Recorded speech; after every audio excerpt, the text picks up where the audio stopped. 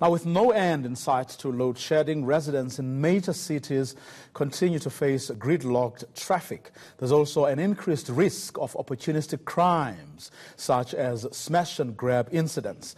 To see what can be done to alleviate the pressure on the roads, I'm joined by Wayne Minnaar, who is the spokesperson for the Johannesburg Metropolitan Police Department. Thanks very much for coming through, sir. Well, first of all, before we get to what people can do, to make sure that they are as safe as they can possibly be on the roads.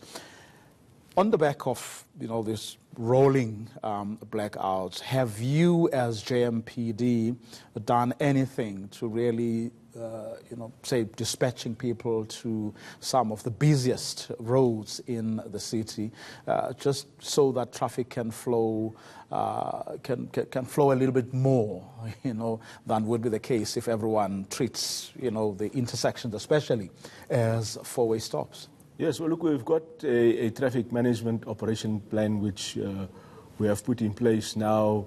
We have identified 145 critical points. And what we have done is we've taken from the regions approximately 10 officers to beef up the inner city particularly, which becomes very congested and gridlocked every time there's a load shedding. And we've now deployed these officers at the intersections to help pull the traffic in the morning and out of the city in the afternoon. And then when it comes to the safety, we know that particularly areas like Braamfontein, Hillbrow, and also the CBD, where you get the smash and grab or opportunistic hit, and we've deployed from the crime prevention unit 17 officers, so they don't wear uniform at all.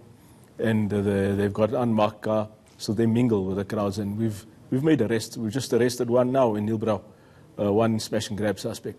So those are the challenges that we face. But has word gone out to all your officers that this is something that should now take priority? And I'm asking this because I have seen some of your officers. There would be, traffic lights that are not working. And, down the road, they would park their cars on the side of the road looking for tickets and all other offenses, when clearly there's a problem that needs to be attended to not far from where they would be. Well, we've got specialized units that we cannot abandon, and they've got specialized function. But from the regions, we have taken in officers to direct traffic, and the officers all know that directing of traffic now is a priority, and that's where our focus is. But also we cannot neglect the other functions for the safety. And one is not saying that's what they should do. They should not do their work. But I'm saying there's at critical times, say it's peak hour, right? And you are right in the middle of William Nicol, and there is clearly a need to direct traffic. I was saying that they cannot abandon whatever it is that they are there for strategically, even for a few minutes, just so that traffic can flow, even if it's for a short period. Because what then happens is that tempers flare because this motorist feels the other one isn't doing the right thing, and accidents can easily happen. I was saying that even for a short while, they can't just abandon what they are doing and look at what poses an immediate danger. Yeah, no, that's the message out to all the officers, that they must focus at assisting with the traffic flow now. And on Tuesday, the Chief of Police, David Tembe, will be back in the office. He's been away for a while, for a few weeks, for other responsibilities. But Tuesday, we are going to be implementing a strategy which has been endorsed by the RTMC, where we look at hotspots with the most traffic congestion. And then we want to implement that as from Tuesday, and I'm sure it will go a lot better.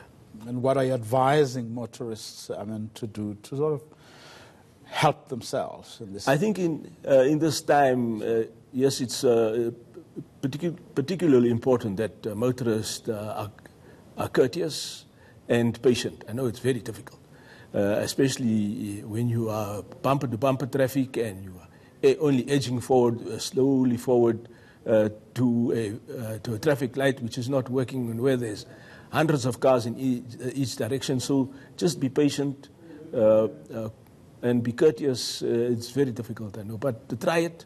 And I'm sure when you go to the intersection where there's no officer, treat it as a four-way stop.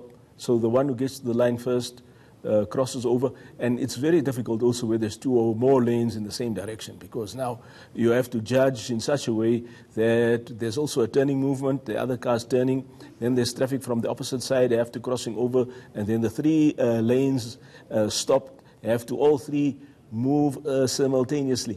So it's not an easy time. It's very challenging for all motorists at this point in time.